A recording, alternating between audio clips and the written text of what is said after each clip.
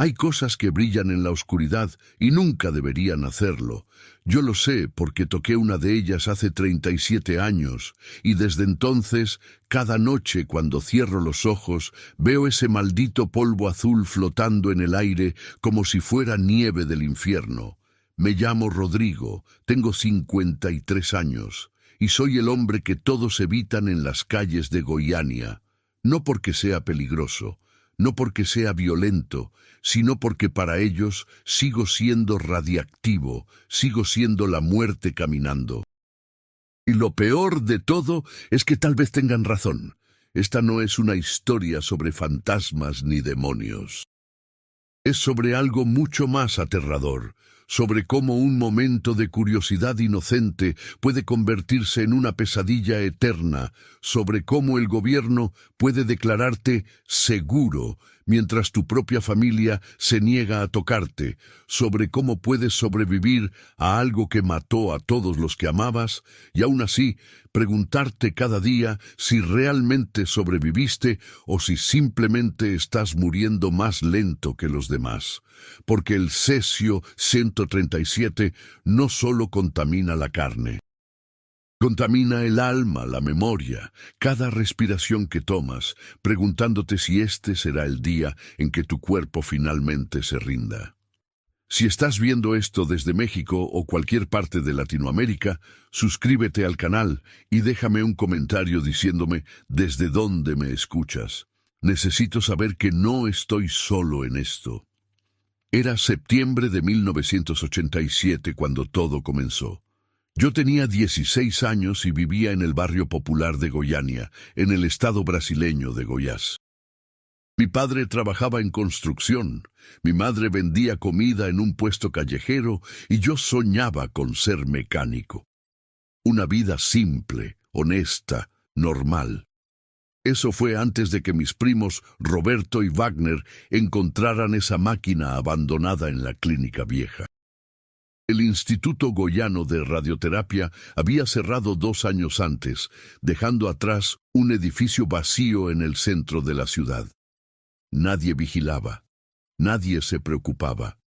Y mis primos, buscando chatarra para vender, entraron una tarde de viernes. Cuando regresaron, cargaban entre los dos un aparato pesado, cilíndrico, con una ventana de plomo. Decían que era valioso, que podrían vender el metal por buen dinero. Clic, clic, clic. Ese fue el primer sonido. El contador Geiger que nunca escuchamos, porque nadie nos dijo que debía estar ahí. La noche que lo trajeron a casa de mi tío Benicio, nos reunimos todos en el patio trasero. Éramos 8, mis primos, mi tío, mi tía Mariana, sus 2 hijos pequeños, yo y mi hermana Juliana. El calor de Goiânia en septiembre es sofocante, pegajoso, el tipo de calor que hace que el aire vibre sobre el concreto. Pero cuando Roberto abrió esa cápsula con un destornillador y un martillo, el aire pareció cambiar. Primero vimos el polvo, blanco azulado, brillante incluso bajo la luz amarilla del foco del patio. Era hermoso, como polvo de estrellas, como magia hecha materia. «¿Qué es eso?», preguntó mi hermana acercándose. Tenía 14 años y siempre fue curiosa. «No sé», dijo mi tío Benicio metiendo los dedos en el polvo, «pero es raro, miren cómo brilla». Todos nos acercamos. Wagner tomó un puñado y lo dejó caer lentamente, viendo cómo las partículas flotaban y brillaban en la oscuridad. Era hipnótico. Parecía fosforescente, como esas pinturas que brillan en la oscuridad, solo que más intenso, más puro. Mi tía rió cuando mi primo se pintó la cara con el polvo, dejando rayas azules que resplandecían. Clic, clic, clic, clic, clic. Si hubiéramos sabido escuchar el contador Geiger, que nunca estuvo ahí. Me unté el polvo en las manos. Sentí su textura fina, casi sedosa. Juliana se puso un poco en los labios, como si fuera maquillaje brillante. Los niños pequeños de 5 y 7 años jugaban haciendo dibujos luminosos en el piso del patio. Era como haber encontrado un tesoro mágico. «Hay que guardar esto», dijo Roberto. «Podemos venderlo a algún circo o algo así». Esto vale dinero. Durante los siguientes 3 días, esa cápsula pasó de casa en casa. Mi tío vendió parte del metal a un desguace. El dueño, de Bair Ferreira, fascinado por el polvo brillante, lo guardó en su oficina y hasta invitó a vecinos a verlo. Distribuyó pequeñas cantidades entre amigos. Mi tío le dio un poco a su hermano Ivo, quien lo llevó a su casa donde vivían 6 personas más. Yo guardé un poco del polvo en un frasco de vidrio. Lo puse en mi habitación, sobre la cómoda, y cada noche antes de dormir lo miraba brillar en la oscuridad. Era reconfortante de alguna manera, como tener mi propia estrella personal. El primer signo de que algo andaba mal llegó el tercer día. Wagner empezó a vomitar. Primero pensamos que era algo que comió, tal vez la carne del mercado que a veces se vendía medio echada a perder. Pero luego Roberto comenzó también. Náuseas violentas, diarrea, debilidad extrema. Mi tía Mariana desarrolló quemaduras extrañas en las manos, donde había tocado el polvo. Eran rojas, supurantes, y no sanaban con ninguna pomada. «Es alergia», decía mi tío, aunque su voz sonaba menos convencida cada día. Juliana empezó a quejarse de dolor en las encías. Cuando abrió la boca para mostrarme, vi que sangraban sin razón aparente. Su piel, normalmente bronceada y saludable, tenía un tinte grisáceo. «Rodrigo, me siento rara», me dijo una noche, acostada en su cama. Sudaba, pero temblaba de frío. «Es como si algo me estuviera comiendo por dentro». Tenía razón. Algo la estaba comiendo. Algo nos estaba comiendo a todos. Cuando finalmente alguien sospechó que el polvo brillante no era un hallazgo mágico, sino algo mortal, ya era demasiado tarde. María Gabriela Ferreira, la sobrina de 6 años del dueño del desguace, había jugado con el polvo. Se lo había untado en el cuerpo. Se había pintado con él. Hasta se lo había comido, pensando que si brillaba tanto, debía ser dulce. El día que su madre la llevó al hospital de enfermedades tropicales, los médicos inicialmente pensaron que era dengue. Brasil siempre tiene brotes de dengue. Pero cuando los síntomas empeoraron, cuando empezaron a llegar más y más personas con las mismas quemaduras, la misma debilidad, el mismo sangrado, un médico joven llamado Paulo finalmente hizo la conexión. «Radiación», dijo, mirando las historias clínicas. «Esto es envenenamiento por radiación». Recuerdo el día que llegaron los hombres del traje amarillo. Era 29 de septiembre, casi 2 semanas después de que mis primos abrieran esa cápsula. Yo estaba en casa cuando escuché los altavoces de la policía recorriendo las calles. «Atención residentes, si han tenido contacto con material brillante procedente del antiguo Instituto Goiano de Radioterapia, deben reportarse inmediatamente. Esto es una emergencia de salud pública». El pánico fue instantáneo. Las calles se llenaron de gente corriendo, gritando, llorando. Los hombres con trajes de protección contra materiales peligrosos comenzaron a acordonar áreas enteras. Instalaron detectores de radiación en cada esquina, y cuando los contadores comenzaron a sonar, clic, clic, clic, clic, clic, el sonido que debimos haber escuchado desde el principio, supimos que nuestras vidas nunca volverían a ser las mismas. Me llevaron a mí y a toda mi familia al Estadio Olímpico de Goiânia, convertido en un centro de descontaminación de emergencia. Había cientos de personas. Algunos gritaban, otros lloraban en silencio. Los niños no entendían por qué no podían ir a casa. «Quítense toda la ropa», ordenó un hombre con traje amarillo completo, su voz amortiguada por la máscara. «Todo, zapatos, relojes, joyas, todo está contaminado». Nos desnudaron en público. Hombres, mujeres, niños, ancianos, todos expuestos, vulnerables, asustados. Nos rociaron con agua fría y jabón áspero que quemaba la piel. Nos frotaron con cepillos duros hasta que sangramos, y aún así, los contadores seguían sonando cuando pasaban cerca de nosotros. Clic, clic, clic, clic, clic. Este está muy contaminado, dijo un técnico señalándome. Nivel 5. No entendía qué significaba nivel 5, pero por la forma en que los otros técnicos se alejaron de mí, supe que no era bueno. Separaron a las familias. A los más contaminados nos pusieron en una sección aislada. Juliana estaba conmigo, también mis primos, mi tía Mariana, los niños pequeños de mi tío, y María Gabriela, la niña de 6 años, cuya piel ya había comenzado a desprenderse en placas. «¿Vamos a morirnos?», preguntó Juliana tomando mi mano. Su mano estaba caliente, febril. «No», mentí, «nos van a curar». Pero en mis adentros sabía la verdad. Había visto las películas sobre Chernobyl en la televisión. Sabía lo que la radiación le hacía a la gente, y acabábamos de bañarnos en ella, de jugar con ella, de llevarla en nuestras manos durante días. Los siguientes días fueron una nebulosa de dolor y terror. Nos trasladaron al Hospital Naval Marcilio Díaz en Río de Janeiro, a más de 1000 kilómetros de distancia. El viaje en avión fue una agonía. Juliana vomitaba cada pocos minutos. Wagner había perdido todo el cabello. Las quemaduras de mi tía supuraban pus verde y olían a carne podrida. En el hospital nos aislaron completamente. Habitaciones selladas, doctores que nos atendían detrás de cristales gruesos, robots que nos traían comida y medicinas.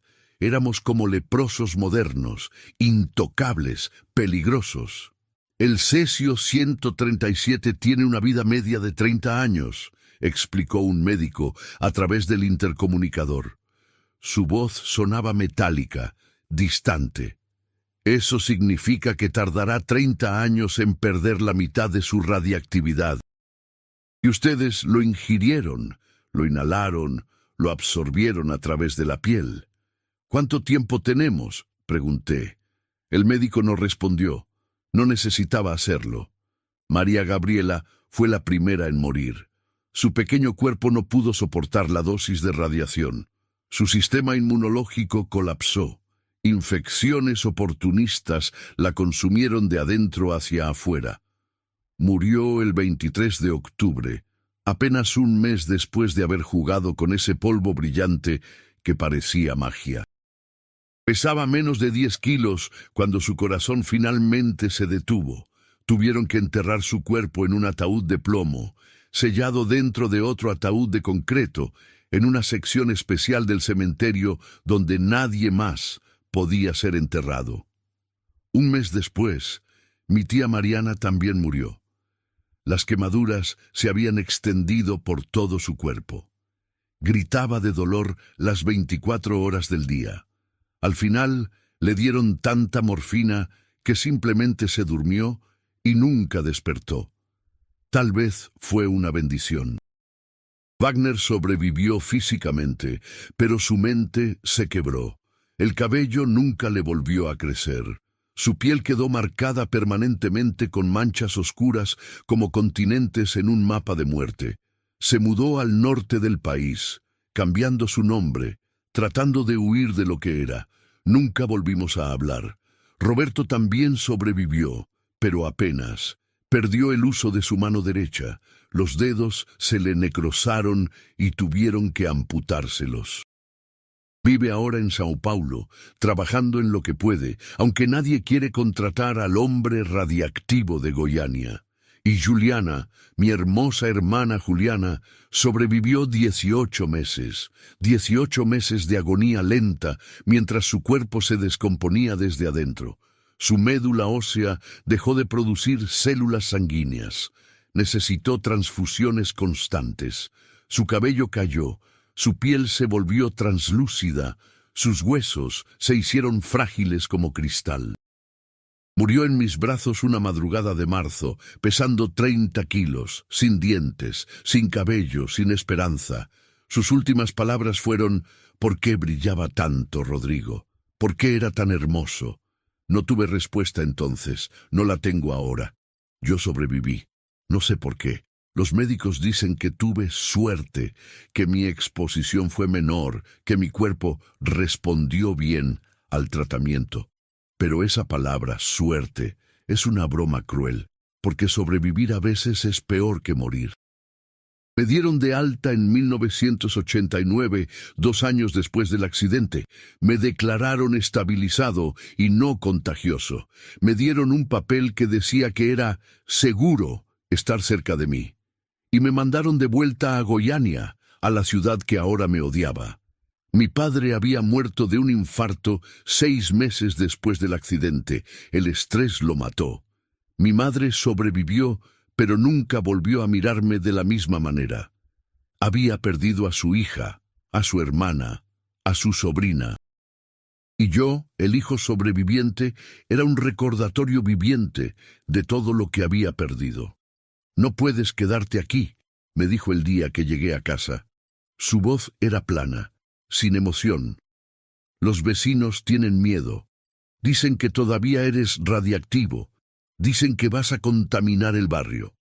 «Los médicos dijeron que es seguro», protesté. «Tengo el certificado. No importa lo que digan los médicos. La gente tiene miedo. Y yo no puedo mirarte sin ver a Juliana». «Lo siento, Rodrigo. Pero tienes que irte». Así que me fui. Me mudé a las afueras de Goiânia, a una zona casi rural donde la gente no me conocía. Alquilé una casa pequeña, más bien una choza, a un hombre que necesitaba el dinero más de lo que le importaba mi historia. Y ahí es donde he vivido durante los últimos 35 años. La casa tiene 2 habitaciones, un baño y una cocina que apenas funciona. Las paredes son de ladrillo sin pintar, el techo de zinc oxidado que hace ruido como disparos cuando llueve. No hay vecinos en un radio de 500 metros, exactamente como me gusta. Durante el día trabajo en lo que puedo. Reparaciones menores, trabajos de jardinería, construcción ocasional cuando alguien necesita manos extra y no hace demasiadas preguntas. Uso siempre mangas largas, pantalones largos, gorra, no porque la radiación siga ahí, sino porque las cicatrices sí están. Mi piel tiene manchas oscuras, áreas donde el tejido nunca sanó correctamente, donde el cesio dejó su marca permanente. Pero es durante la noche cuando el verdadero infierno comienza. No puedo dormir. Hace años que no duermo una noche completa. Cada vez que cierro los ojos, veo el polvo azul. Veo a Juliana sonriendo mientras se lo pinta en los labios. Veo a María Gabriela jugando, iluminada por ese resplandor mortal. Veo a mi tía gritando mientras su piel se cae en pedazos. Y veo algo más. Algo que los doctores dicen que es imposible, pero que yo sé que es real.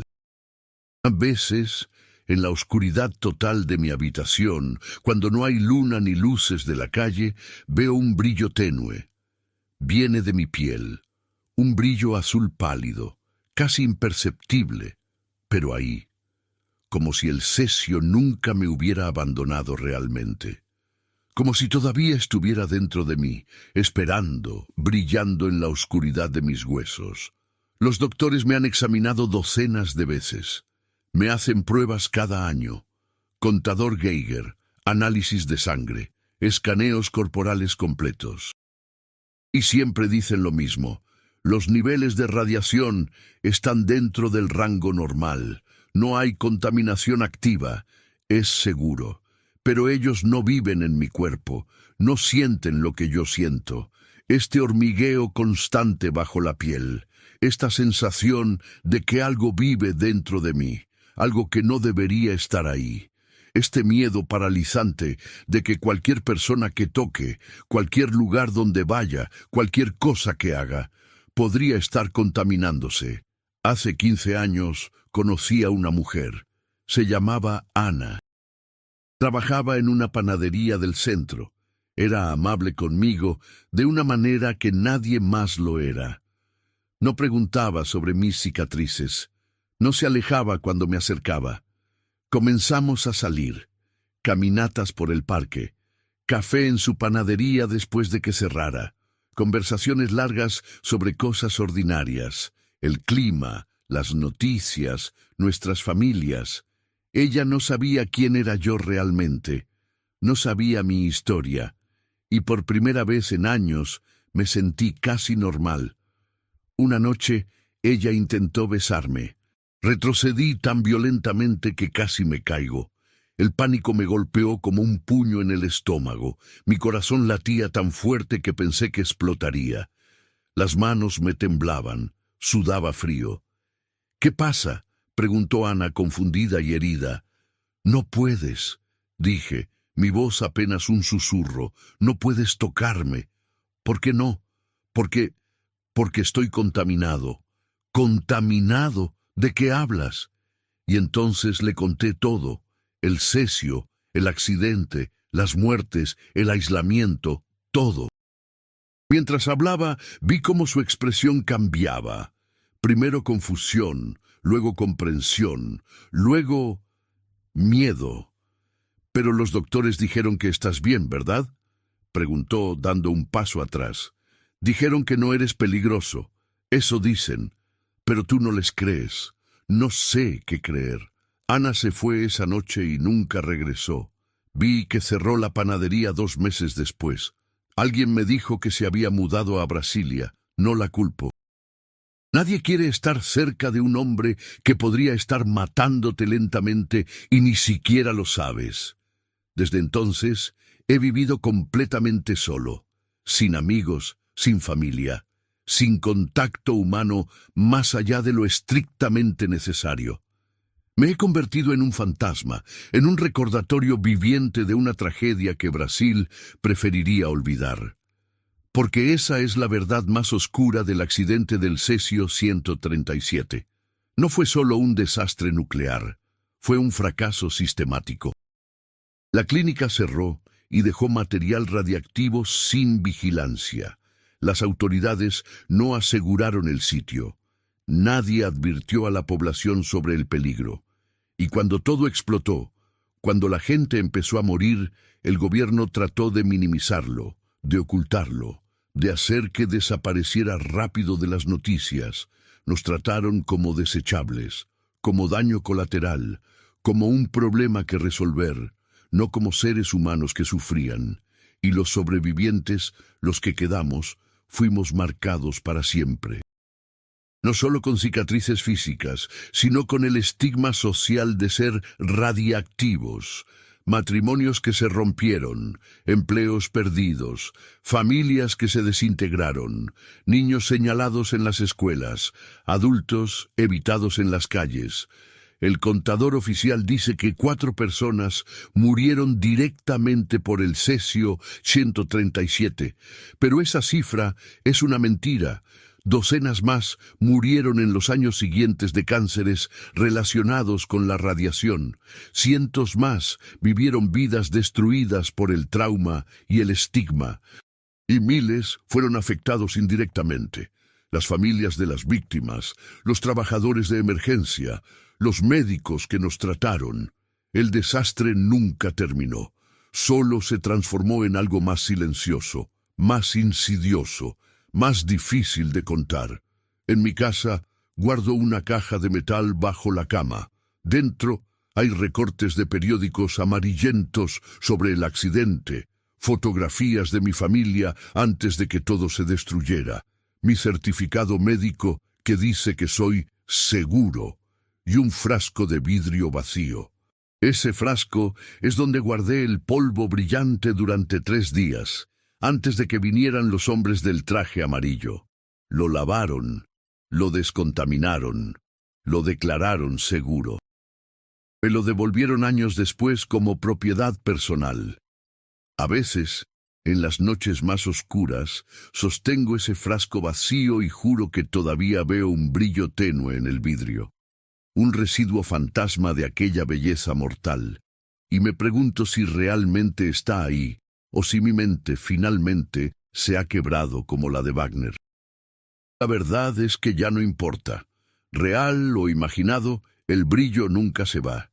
Vive en mis recuerdos, en mis pesadillas, en cada latido de mi corazón que me recuerda que sobreviví cuando tantos otros no lo hicieron. Parte 2. El tiempo tiene una forma extraña de moverse cuando vives en el limbo entre la vida y la muerte. Los días se arrastran con una monotonía brutal, pero los años pasan en un parpadeo. De repente tienes 53 años y te das cuenta de que has pasado más de tu vida como el hombre del Cesio que como Rodrigo, el chico que soñaba con ser mecánico. Esta mañana me desperté, como siempre, a las 5:47 am. Nunca necesito alarma. El insomnio crónico tiene sus propios ritmos. Me quedé acostado en la oscuridad, escuchando los sonidos de la casa, el zumbido del refrigerador viejo, el goteo persistente del grifo del baño que nunca he arreglado, el crujido de las vigas de madera expandiéndose con el calor temprano, y otro sonido. Uno que solo yo escucho. Clic, clic, clic. No hay ningún contador Geiger aquí, lo sé racionalmente, pero mi cerebro, después de décadas de trauma, ha internalizado ese sonido. Lo reproduce en bucle, un recordatorio constante de lo que soy, de lo que llevo dentro. Me levanté y fui al baño. La rutina matutina es siempre la misma: orinar, lavarse la cara, mirarse en el espejo y enfrentar al extraño que me mira de vuelta. Un hombre de piel curtida y manchada, con más cicatrices que piel sana, con ojos que han visto demasiado. Las manchas en mi piel son como un mapa. Aquí, en el antebrazo izquierdo, donde toqué el polvo directamente. Allí, en el cuello, donde partículas flotantes se depositaron mientras dormía. En el pecho, donde el sudor contaminado empapó mi camisa durante días. Los médicos dicen que son solo hiperpigmentación, melanina que respondió al daño celular. Nada peligroso ahora, pero cuando las miro, veo algo diferente. Veo el mapa de mi condena, veo la prueba de que el Cesio me marcó como suyo, que nunca me dejará ir realmente. Después del baño, preparé café. El proceso es casi meditativo: calentar el agua en la estufa de gas porque el calentador eléctrico se rompió hace meses, medir 3 cucharadas de café barato, verter el agua lentamente, esperar a que se filtre. El olor del café es uno de los pocos placeres que me quedan. Amargo, fuerte, real. Me senté en la mesa de la cocina, una superficie de fórmica agrietada que probablemente tiene 40 años, y bebí en silencio. Fuera, el cielo comenzaba a aclararse. Los primeros pájaros cantaban. Un perro ladraba a lo lejos. Sonidos de normalidad en un mundo que para mí nunca volverá a ser normal. Hoy es jueves. Los jueves voy al mercado. Es el día menos concurrido, cuando hay menos gente que me mire, menos susurros a mi paso. Me pongo mi camisa de manga larga azul marino, pantalones de trabajo negros, mi gorra de béisbol descolorida que oculta gran parte de mi cara, el uniforme del invisible. El viaje al mercado en autobús toma 40 minutos. Me siento siempre en la parte trasera, en el asiento junto a la ventana, donde puedo ver a todos, pero nadie tiene que verme realmente. La gente sube y baja, estudiantes con sus mochilas pesadas, mujeres mayores con sus bolsas de compras, trabajadores de la construcción con ropa manchada de cemento, todos vivos, todos normales, todos ajenos al hombre que lleva la muerte en su pasado. Una mujer joven se sienta 2 filas delante de mí. Tiene una bebé en brazos, envuelta en una manta rosa. La bebé tiene los ojos grandes y curiosos, mirando el mundo con esa inocencia que solo los muy jóvenes poseen. Por un momento, sus ojos se encuentran con los míos. Sonríe. Aparto la mirada inmediatamente. Mi corazón late más rápido. Las manos comienzan a sudar, porque en mi mente esa bebé es María Gabriela.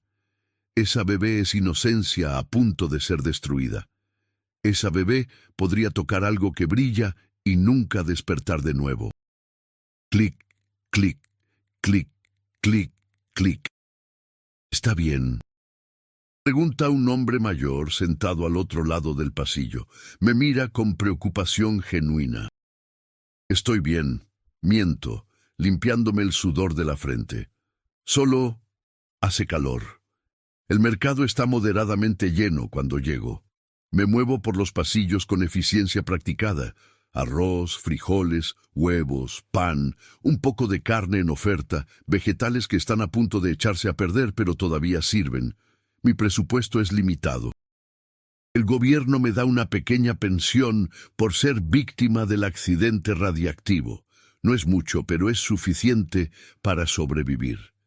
En la sección de productos enlatados, un niño de unos 8 años corre por el pasillo, riendo, perseguido por su hermano mayor. Choca contra mi pierna sin querer. «Perdón, señor», dice mirándome hacia arriba. Por un segundo, nuestras miradas se encuentran, y veo algo en sus ojos que me congela. Miedo.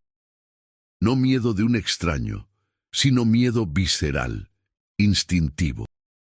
Como si su cuerpo supiera algo que su mente consciente no procesa. «Está bien», murmuro, dando un paso atrás. «Miguel, ven acá», grita una mujer desde el otro extremo del pasillo. Debe ser su madre. Viene corriendo, agarra al niño del brazo, me mira brevemente y luego se lo lleva rápidamente. Escucho su susurro mientras se alejan. «Te dije que no hablaras con extraños». Pero no es eso. No soy un extraño peligroso en el sentido convencional. Soy algo peor. Soy un recordatorio de que hay cosas en este mundo que pueden matarte sin que siquiera las veas venir. Pago mis compras en la caja. La cajera, una mujer de mediana edad, con el cabello teñido de rojo brillante, escanea mis productos sin hacer contacto visual. Cuando le doy el dinero, lo toma de tal manera que nuestras manos no se toquen. Es sutil, practicado, probablemente ni siquiera consciente. Pero lo noto, siempre lo noto. «Que tenga buen día», dice con voz monótona. «Igualmente». En el camino de regreso a casa, el autobús está más lleno. Tengo que quedarme de pie, agarrándome de una barra metálica. Un hombre de negocios con traje gris se para junto a mí, hablando fuerte por su teléfono celular sobre una reunión importante, sobre números y proyecciones y estrategias. Su mundo es tan diferente al mío que podríamos estar en planetas distintos. El autobús frena bruscamente. El hombre pierde el equilibrio y su mano toca la mía brevemente en la barra. Retiro mi mano como si me quemara. El pánico sube por mi garganta. Mi respiración se acelera. Las luces del autobús parecen demasiado brillantes, los sonidos demasiado fuertes, el espacio demasiado pequeño. Clic, clic, clic, clic, clic, clic, clic. «Señor, ¿está bien?», pregunta una voz lejana. No puedo respirar. Las paredes se cierran. Necesito salir. Necesito aire. Necesito... Me bajo en la siguiente parada, 3 kilómetros antes de mi casa. Camino el resto del trayecto bajo el sol brutal de Goiás, cargando mis bolsas de compras, sudando a través de mi camisa, pero al menos puedo respirar. Estos ataques de pánico han sido parte de mi vida durante décadas. Los médicos los llaman trastorno de estrés postraumático. Me recetaron pastillas que nunca tomé. Sugirieron terapia que nunca busqué, porque ¿cómo explicas a un terapeuta que tu trauma no está en el pasado, que vive contigo, dentro de ti, cada segundo de cada día? Cuando finalmente llego a casa, estoy exhausto. Guardo las compras, me quito la ropa empapada de sudor, me ducho con agua fría, el agua corre por mi cuerpo, y por un momento irracional, espero que salga azul brillante. Pero es solo agua, transparente, normal, inofensiva. Me visto con ropa limpia y me siento en el sofá viejo del salón. La televisión no funciona desde hace años, pero la mantengo porque llena el espacio, hace que la habitación se sienta menos vacía. En su lugar, escucho la radio. Noticias, mayormente. Política, economía, crimen, deportes. El ruido constante del mundo, continuando sin mí. Pero entonces escucho algo que me hace sentar derecho. Aniversario del accidente radiactivo de Goiânia, dice el locutor. Han pasado 38 años desde que el cesio 137 contaminó a cientos de personas, matando directamente a 4. Hoy, sobrevivientes y familiares se reúnen en el cementerio municipal para honrar la memoria de las víctimas. 38 años. ¿Cómo es posible que haya pasado tanto tiempo? A veces siento como si hubiera sido ayer, otras veces como si hubiera sido en otra vida, vivida por otra persona. Los sobrevivientes continúan enfrentando estigmatización y problemas de salud, continúa el locutor. Muchos han desarrollado cánceres relacionados con la radiación. Otros sufren de trauma psicológico persistente. El gobierno brasileño ha sido criticado por su manejo del accidente y su apoyo inadecuado a las víctimas. Apago la radio. No puedo escuchar más. Cada año es lo mismo. Un día de conmemoración, algunas palabras bonitas, promesas vacías de nunca olvidar. Y luego 364 días de ser olvidado, de ser evitado, de ser el hombre que nadie quiere mencionar. Pero este año algo es diferente. Recibí una carta hace 2 semanas del gobierno diciendo que quieren hacer un monumento conmemorativo en el sitio del antiguo Instituto Goiano de Radioterapia. Quieren que los sobrevivientes asistan a la ceremonia de dedicación. Quieren que contemos nuestras historias. La carta está en mi mesa ahora, doblada y arrugada de tanto leerla. Estimado señor Rodrigo Santos, dice, su presencia honraría la memoria de aquellos que perdimos. ¿Mi presencia honraría? Después de 38 años de tratarme como un paria, ¿ahora quieren que aparezca para su foto oficial? ¿Para su monumento que hará que se sientan mejor consigo mismos mientras yo sigo viviendo en esta choza, solo, evitado, apenas sobreviviendo? Tomo la carta y la arrojo al otro lado de la habitación. Golpea la pared y cae al suelo. Pero incluso mientras lo hago, sé que probablemente vaya. Porque a pesar de todo, a pesar del dolor y la rabia y la amargura, una parte de mí todavía necesita que alguien reconozca lo que pasó, que alguien diga que no fue mi culpa, que alguien vea que sigo aquí, que sobreviví, aunque a veces desearía no haberlo hecho. La tarde se arrastra. Como algo de las latas que compré, viendo las noticias en mi teléfono viejo que apenas funciona. Hay un artículo sobre el accidente, con fotos del Estadio Olímpico convertido en centro de descontaminación. Veo esas fotos y me veo a mí mismo allí, desnudo, asustado, siendo rociado con agua fría mientras los contadores Geiger enloquecen a mi alrededor. Hay otra foto de María Gabriela antes del accidente, sonriendo, con coletas, sosteniendo un helado. Se ve tan viva, tan llena de futuro. Y luego hay una foto de su ataúd de plomo siendo bajado a la tierra en una ceremonia con hombres en trajes de protección completa, como si incluso en la muerte fuera demasiado peligrosa para tocar. Cierro el teléfono. No puedo seguir mirando. Cuando cae la noche, salgo al patio trasero. El cielo está despejado, lleno de estrellas. En la distancia, escucho el canto de los grillos, el croar de las ranas en el arroyo cercano. La vida continúa, indiferente al dolor humano. Me siento en una silla de plástico agrietada y miro las estrellas. Cuando era niño, antes del accidente, solía soñar con el espacio, con cohetes y planetas lejanos y posibilidades infinitas. Ahora, cuando miro las estrellas, solo veo distancia, vacío, el mismo vacío que hay entre yo y el resto de la humanidad. Mi teléfono vibra. Es un número desconocido. Normalmente no contesto, pero algo me impulsa a hacerlo. ¿Hola? ¿Rodrigo Santos? Pregunta una voz de mujer, profesional pero amable. Sí. Mi nombre es Carla Méndez. Soy periodista de O Globo. Estoy haciendo un artículo especial sobre el aniversario del accidente del Cesio. Me preguntaba si estaría dispuesto a hablar conmigo, a contar su historia. Mi primer instinto es colgar. He rechazado docenas de solicitudes similares a lo largo de los años. Periodistas que quieren la historia sensacionalista, la foto del hombre radiactivo, la cita impactante que venderá periódicos. Pero hay algo en su voz. No es la curiosidad mórbida usual, suena genuina. ¿Por qué? Pregunto. ¿Por qué ahora? ¿Por qué yo?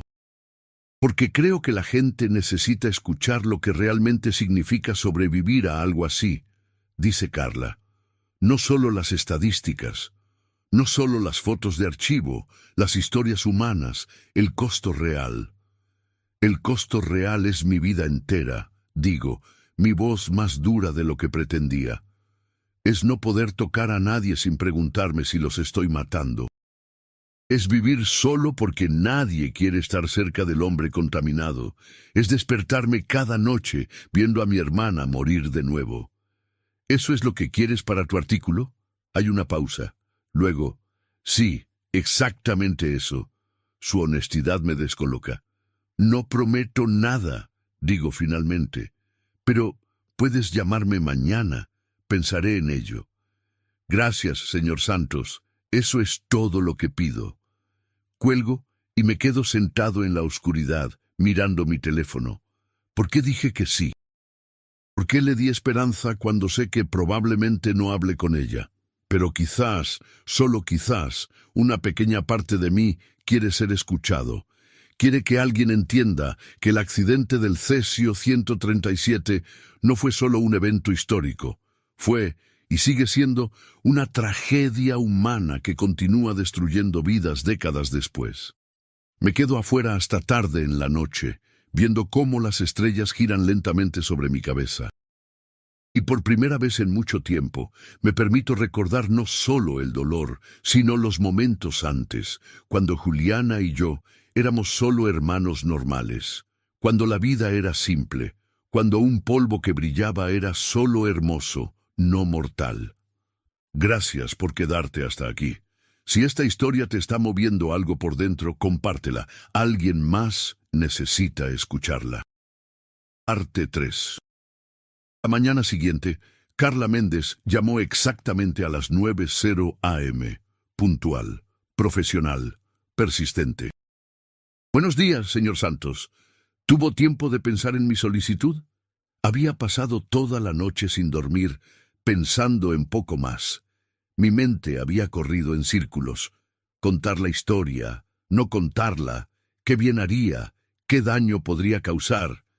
Al final, llegué a una conclusión simple. Mi silencio no había cambiado nada en 38 años. Tal vez era hora de intentar algo diferente. Venga esta tarde, dije. A las 3. Le daré una hora. Gracias, señor Santos. No se arrepentirá. Ya me arrepiento, murmuré, pero ella había colgado. Pasé las siguientes horas en un estado de ansiedad nerviosa. Limpié la casa, aunque nunca estaba realmente sucia porque nunca tenía visitas. Cambié de camisa 3 veces. Practiqué qué decir, cómo explicar lo inexplicable. A las 3 en punto exactas, escuché un auto detenerse frente a mi casa. Desde la ventana vi a una mujer de unos 35 años bajarse de un sedán blanco. Llevaba pantalones oscuros, blusa blanca, cabello negro recogido en una cola de caballo. Profesional pero accesible. Cargaba una grabadora y un cuaderno. Abrí la puerta antes de que tocara. «Señor Santos», dijo, extendiendo su mano. Luego, notando mi vacilación, la bajó suavemente. «Gracias por recibirme». «Pase». Le ofrecí café, que aceptó. Nos sentamos en la mesa de la cocina, la única superficie plana y limpia de la casa. Carla sacó su grabadora, pero antes de encenderla, me miró directamente a los ojos.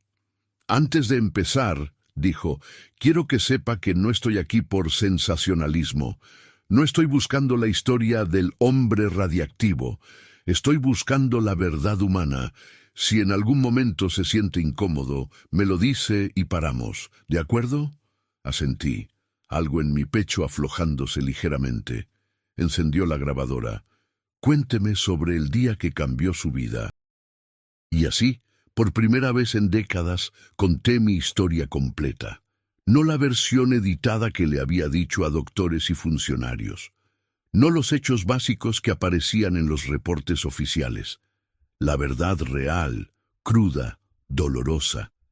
Le conté sobre el polvo brillante y cómo nos pareció mágico, sobre cómo jugamos con él como niños con purpurina, sobre los primeros síntomas y cómo los ignoramos, sobre el pánico cuando los hombres del traje amarillo llegaron, sobre la descontaminación humillante en el estadio, sobre ver morir a mi familia uno por uno, y le conté sobre después, sobre la parte que nunca aparece en los documentales.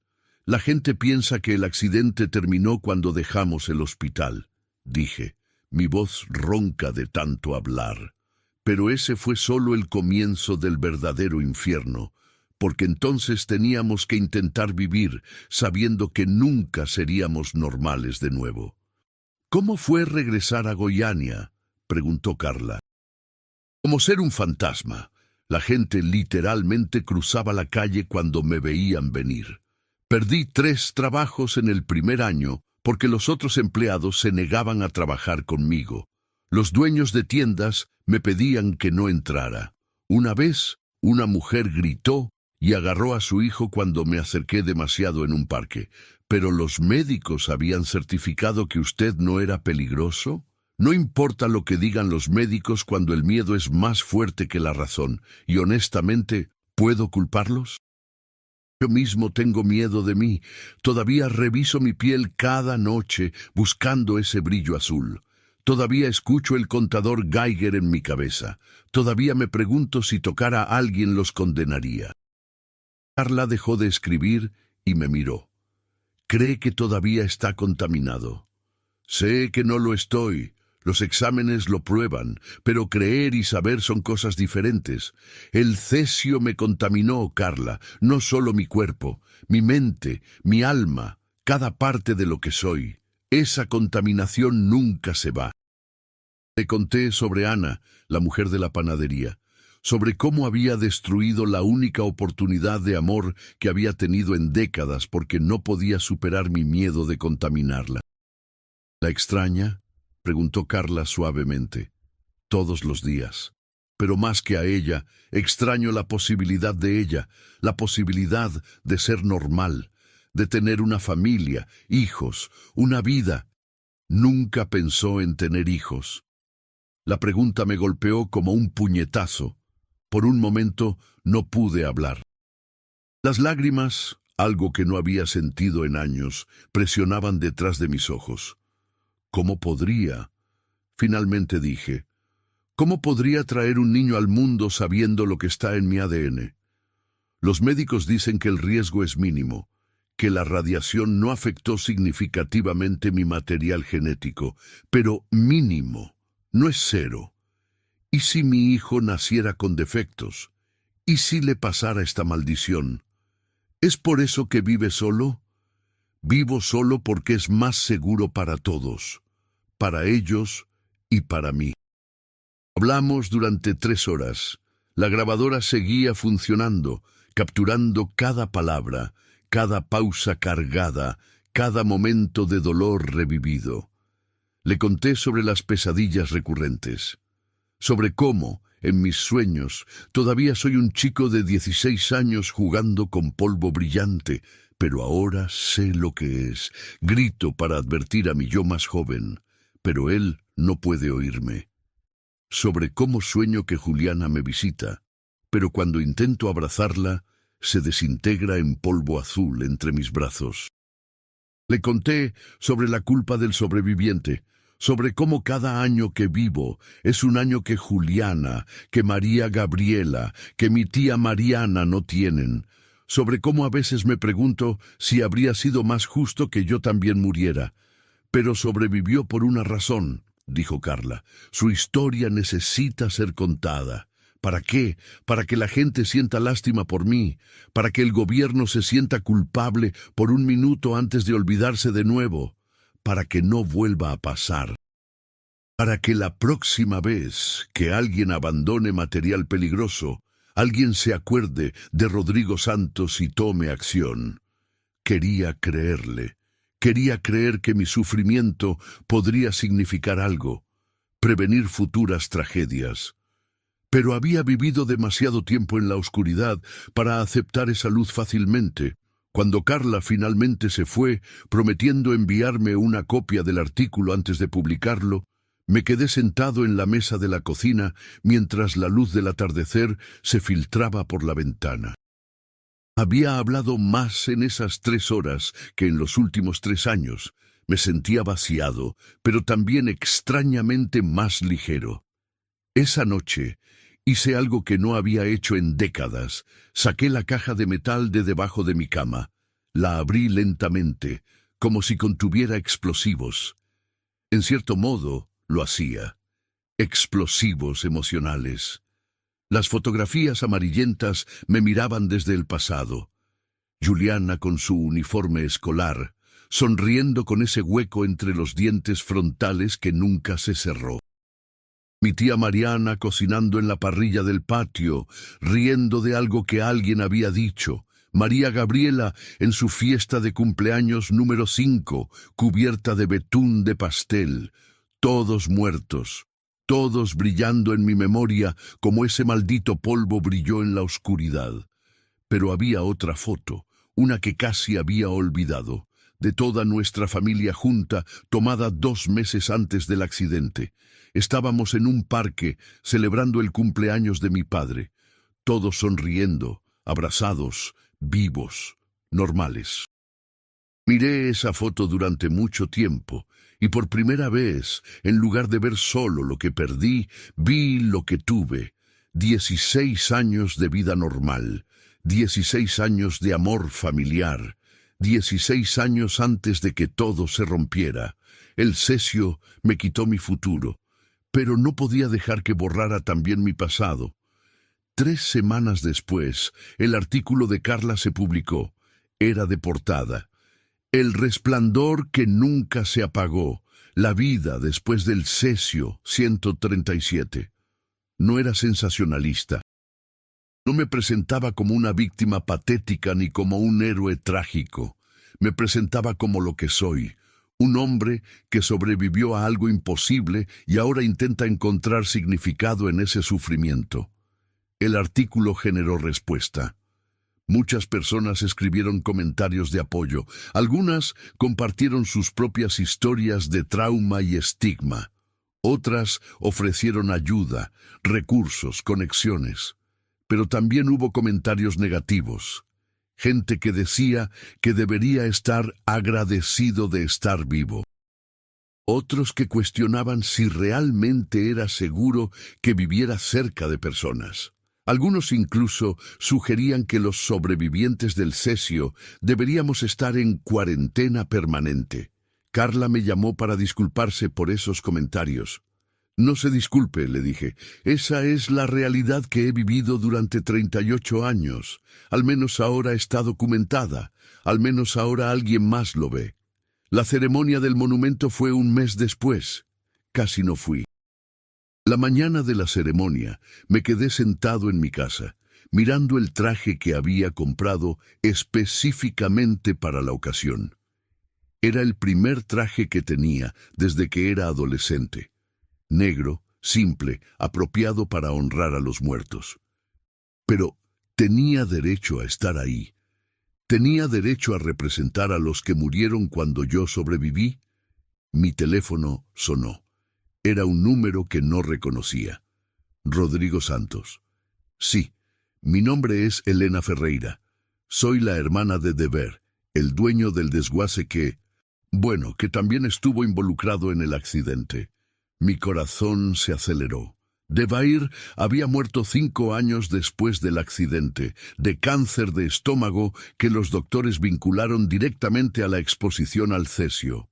Lo siento mucho por su pérdida, dije automáticamente.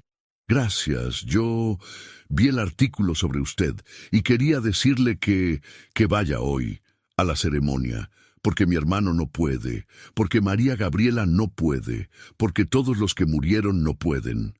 Pero usted, sí. Usted puede estar ahí y recordarles al mundo que esto realmente pasó, que no fueron solo estadísticas. Su voz se quebró al final. Podía escucharla llorar suavemente al otro lado de la línea.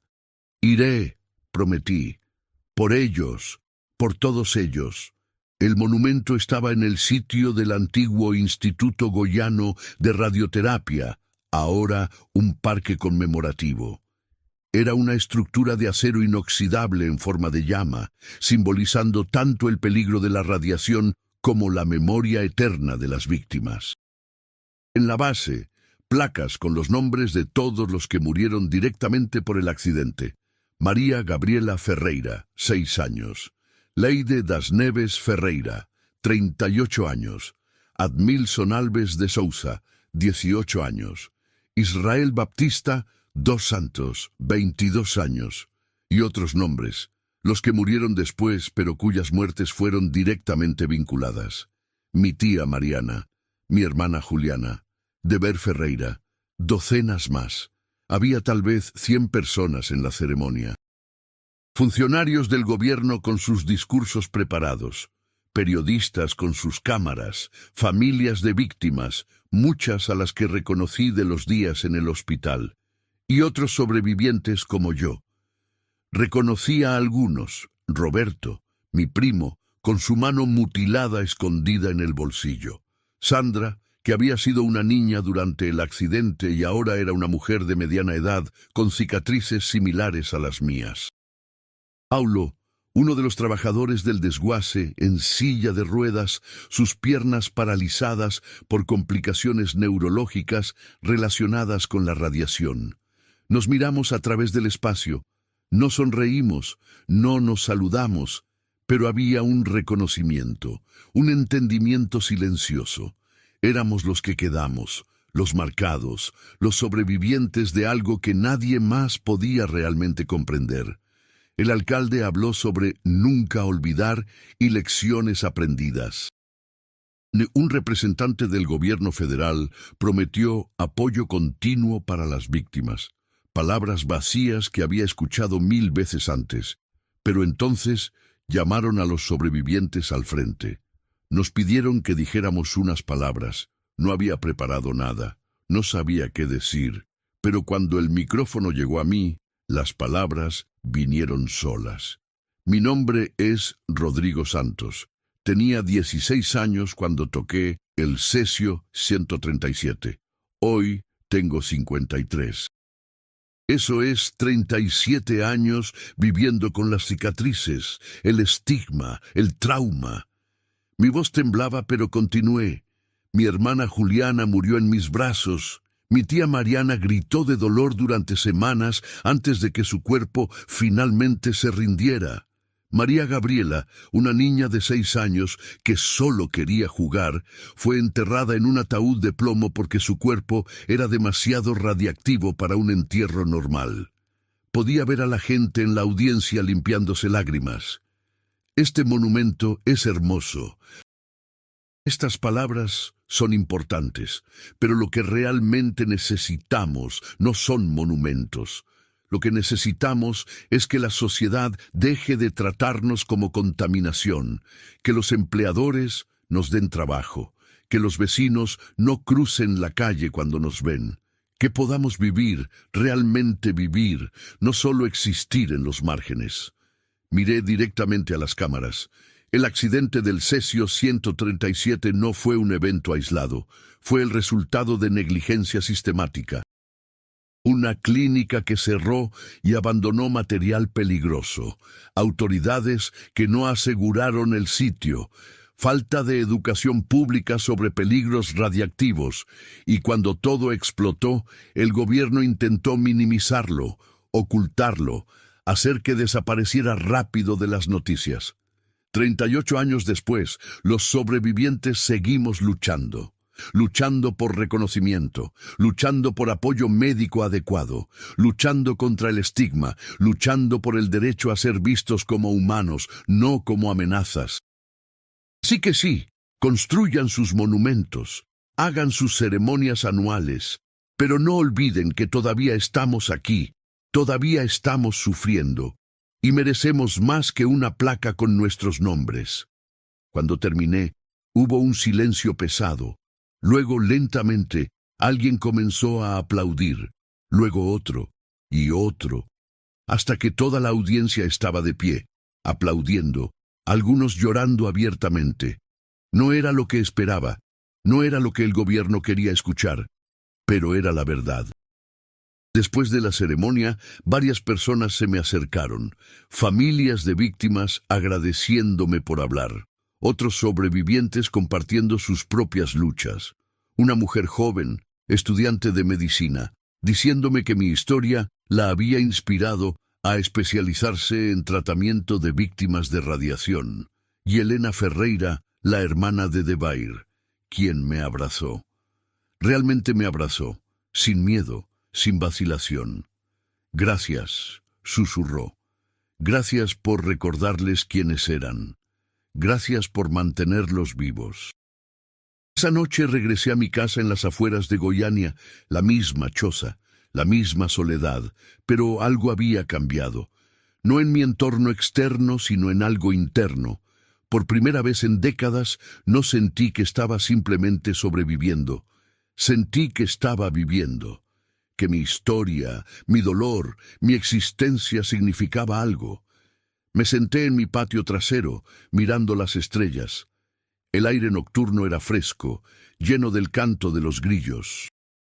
En la oscuridad pensé que tal vez, solo tal vez, vi un brillo tenue, pero esta vez no era de mi piel, era de las luciérnagas que flotaban entre los árboles, brillos que eran hermosos, brillos que eran naturales, brillos que no mataban.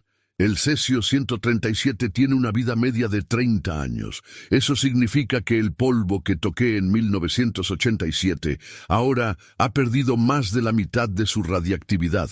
En otros 30 años habrá perdido la mitad de lo que queda. Y así sucesivamente, decayendo lentamente durante siglos hasta que finalmente no quede nada. Pero las historias no decaen. Las memorias no tienen vida media. Lo que vivimos, lo que sufrimos, lo que perdimos, eso permanece. Mientras alguien lo recuerde, mientras alguien lo cuente. Yo soy Rodrigo Santos. Soy un sobreviviente del accidente del cesio 137 de Goiânia. Llevo las cicatrices en mi piel y en mi alma. He vivido 38 años con el estigma, el trauma, el miedo. Pero sigo aquí. Sigo contando la historia. Sigo brillando, no con radiación, sino con memoria, con verdad. Con la determinación de que aquellos que murieron no sean olvidados. De que aquellos que sufrimos no seamos ignorados. El brillo del cesio eventualmente se apagará. Pero el brillo de nuestras historias, de nuestra humanidad, de nuestra resistencia, ese brillo nunca se apagará, nunca se apagará.